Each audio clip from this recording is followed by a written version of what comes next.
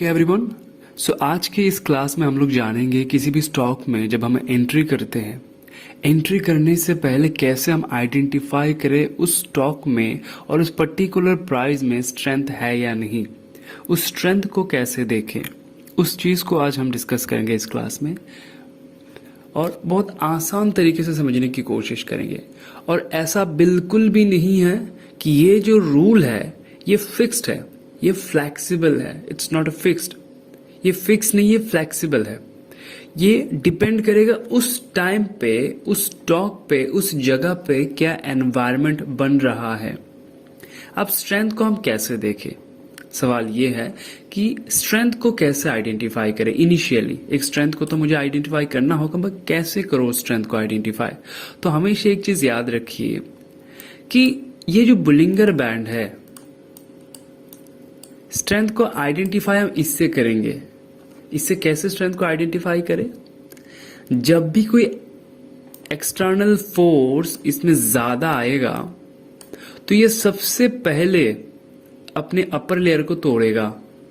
पहले ये डेली में तो पहले ये 1 आवर पे तोड़ेगा, उसके बाद धीरे धीरे वो डेली पे बन जाएगा, उसके बाद धीरे धीरे वो वीकली में, उसके बाद धीरे धीरे वो मंथली में कन्वर्ट हो जाएगा।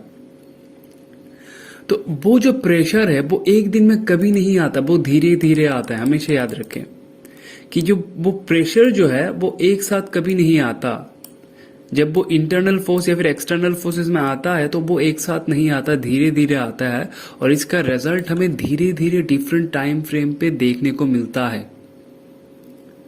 तो उस ट्रेंड को जो उस स्टॉक में आया हुआ है उसको हम आइडेंटिफाई करेंगे बुलिंगर बैंड के हेल्प के साथ कि बुलिंगर बैंड मुझे वहां पर क्या हेल्प कर रहा है।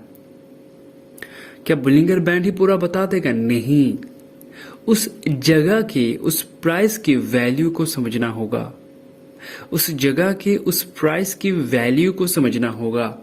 उसके बाद हम डिसाइड करेंगे उस स्टॉक को हम बाय करें कि ना करें। तो ये जो स्टॉक है वो आज का टॉप गेनर में था, अब ये अपर सर्किट में है। इसका मतलब इसमें जो स्ट्रेंथ है वो सबसे ज्यादा है आज के दिन। अब ऐसा क्या है कि इस स्टॉक में इतना स्ट्रेंथ है, इस प्राइस में इतना स्ट्रेंथ है, वो कैसे है? अब डिफरेंट स्टॉक में जाके देखिए डिफरेंट सिनेरियो बन रहा होगा, लेकिन स्ट्रेंथ का जो रूल है वो सेम है। एक्सटर्नल फोर्स जब आएगा वो सेम आएगा। अब हम इसको मंथली में देख लेते हैं। पहले देख लीजिए, मंथली में जाने के बाद बुलिंगर बैंड लगा देते हैं। ये कहां पर है? बुलिंगर बैंड के अपर लेयर पे है। मंथली में देख लीजिए। हमेशा याद रखें, जब भी मंथली में बुलिंगर बैंड ब्लास्ट हो जाए तो प्राइस क्या करता है, नेक्स्ट आने वाले 5 और 6 मंथ इस बैंड के अपर लेयर को टच करते करते करके वो ऊपर जाता रहता है। 98% टाइम यही सिनेरियो बनता है। अगर आपने सही ट्रेंड पकड़ा है तो क्या होगा कि आने वाले 5 या 6 महीने तक वो कंटिन्यूअसली ऊपर जाता रहेगा इस लाइन को पकड़ के। देख लीजिए, यहां पर भी ये चीज आपको देखने को मिल रहा होगा।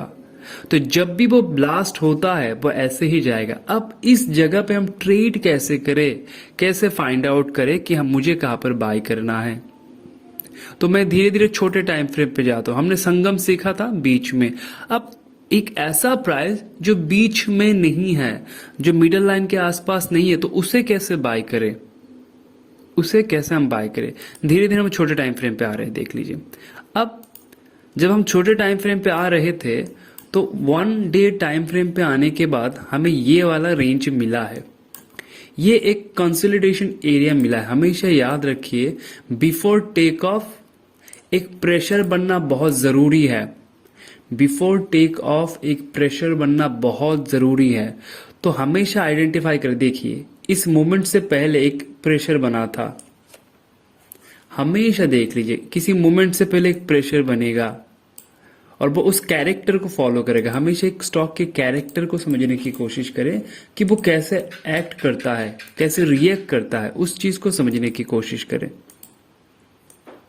तो अगर आप देखें, वो 2-3 दिन होल्ड करते हैं, उसके बाद एक मूवमेंट करते हैं, कुछ दिन होल्ड करते हैं, उसके बाद ही मूवमेंट करता है। यहाँ पर वो लंबे टाइम से होल्ड कर रहा था। अब यहाँ पर एक पैटर्न आप ड्रॉ कर सकते हैं जिसे हम ट्रेंड लाइन कहते हैं। देख लीजिए, ये ट्रेंड लाइन आप ड्रॉ कर सकते हैं। अब इस ट्रेंड लाइन को ड्रॉ करने के बाद जो भी वहां पर पर्टिकुलर सिनेरियो बन रहा होगा उसको ड्रॉ करने के बाद आपको अब बाय करना है। आप कहां पर बाय करोगे? पहला आपका कंफर्मेशन कहां पर गया था? मंथली पे, क्योंकि आपको पता है मंथली में अगर बुलिंगर बैंड ब्लास्ट हो जाता है वो आगे आने वाले नेक्स्ट 5 या 6 महीना वो उस बैंड के अपर लेयर के साथ साथ चलने लगेगा कंटिन्यूअसली। तो अब इस मंथली कैंडल में कहीं ना कहीं मुझे एंट्री करना है। अब कहां पर एंट्री करना है?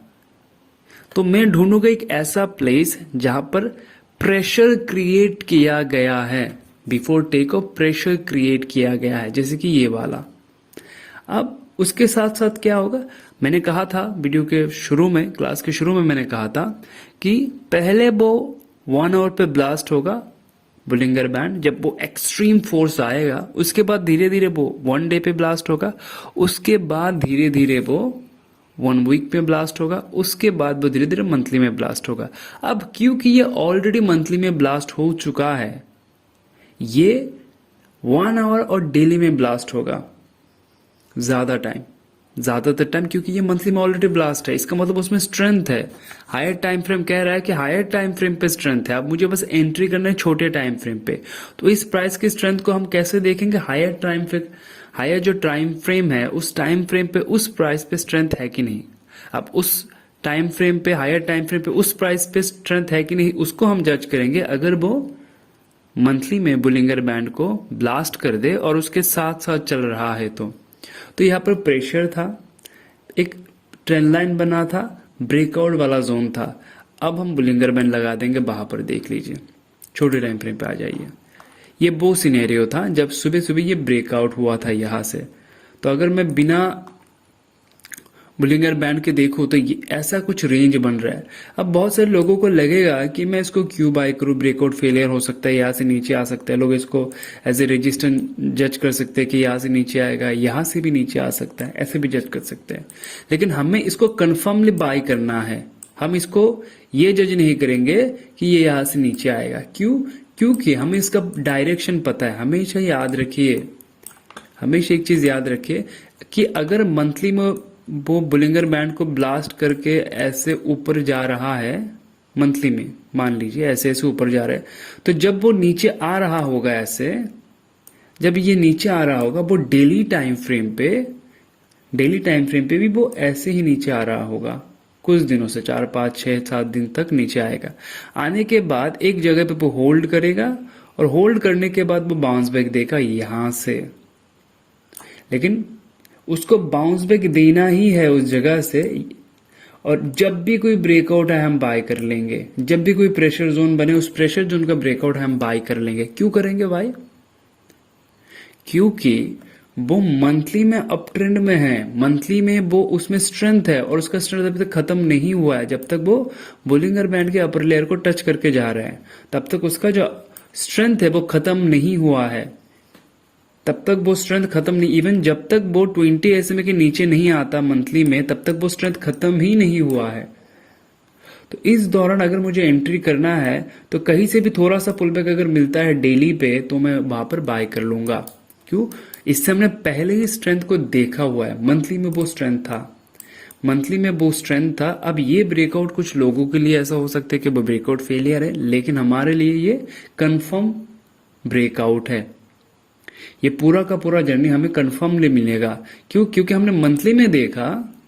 ये वाला मंथली का कैंडल अगर मैं देखूं, बुलिंगर बैंड अगर मैं लगा दूं तो देख लीजिए कंटिन्यूसली उसको सपोर्ट लेके ऊपर जा रहा है, और जब भी वो बुलिंगर बैंड को ब्लास्ट करेगा ऐसे ही वो ऊपर जाएगा। आप कोई भी स्टॉक ले लीजिए, जब भी वो बुलिंगर बैंड को ब्लास्ट करेगा और संगम होगा यहां पर, तो हमने सीखा संगम में कैसे एंट्री करना है। अब इस वीडियो में हम लोग, इस क्लास में हम लोग सीख रहे हैं कि संगम के सिवा भी इस जर्नी में कैसे एंट्री करना है। कोई भी स्टॉक आप ले लीजिए, कोई भी स्टॉक, जब वो बुलिंगर बैंड को मंथली में ब्लास्ट करता है देख लीजिए वो कैसे जाता है, देख लीजिए उसके साथ साथ वो जाता रहेगा। अब इस जर्नी में यहां पर कैसे एंट्री करें, सवाल ये है। सवाल यह है कि इस जर्नी में इस जगह पे मैं कैसे एंट्री करूं।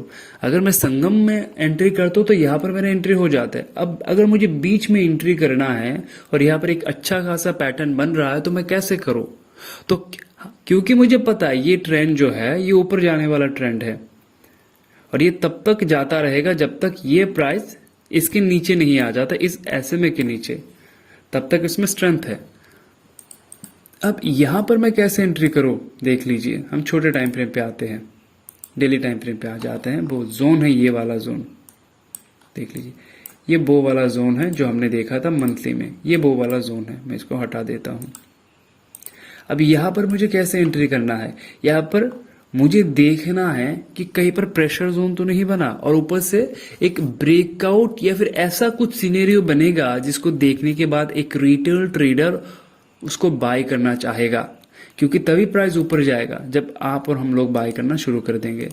तो कुछ ऐसा वहां पर बनना होगा कि यहां पर लोग बाय करें, कुछ ऐसा यहां पर रिटेल जोन बनना होगा जो ब्रेकआउट दे और लोग यहां पर बाय करें। अब कुछ लोग यहाँ पर ये सोच रहे होंगे कि ब्रेकआउट सस्टेन करेगा कि नहीं करेगा, लेकिन हम लोग कन्फर्मली ये पता लगा लेंगे कि ये ब्रेकआउट जो है सस्टेन करेगा, क्योंकि मंथली में हायर टाइम फ्रेम पे उसमें स्ट्रेंथ है। अब छोटे टाइम फ्रेम पे वो एवरेज करने आया हुआ था, अब यहां से ऊपर जा रहा है। एक चीज याद रखें, अभी जिस पैटर्न पे हम लोग काम करते हैं जहां पर प्राइस खुद को एवरेज करने आता है, ठीक है, आफ्टर ब्रेकआउट जब खुद को एवरेज करने आता है, जिस कैंडल पे अभी जिस पैटर्न में हम लोग अभी काम कर रहे हैं, मार्केट में, लाइव मार्केट में काम करते हैं, इंट्राडे में हो, स्विंग में हो, पोजिशनल पे हो, on the same way monthly में भी जब ब्रेकआउट होता है वो एवरेज करने आता है, लेकिन वो 20 SMA पे नहीं आ पाता, वो अपर लेयर के आसपास एवरेज कर लेता है। वो अपर लेयर के आसपास एवरेज करता है, वो 20 SMA तक नहीं आ पाता, क्योंकि अगर वो 20 SMA तक आएगा तो उसका जो स्ट्रेंथ है वो खत्म हो जाएगा। डिफरेंट टाइम फ्रेम पे वो स्ट्रेंथ खत्म हो जाएगा, तो वो नीचे नहीं आ पाता, इस अपर लेयर के आसपास घूम के वो चला जाता है। अब इस अपर लेयर के आसपास मुझे एक ट्रेंड लाइन ढूंढना है या फिर एक ऐसा जोन ढूंढना है जहां पर एक रिटेलर जोन बन रहा है, लाइक ब्रेकआउट हो सकता है, सपोर्ट रजिस्टर हो सकता है, वो जगह बन रहा है, क्योंकि उस प्राइस में स्ट्रेंथ है, वो बस एवरेज करने के लिए आया हुआ था। ठीक है, तो इसको हम अप्लाई करेंगे, हमारी ट्रेडिंग स्टाइल पे हम इसको अप्लाई करेंगे।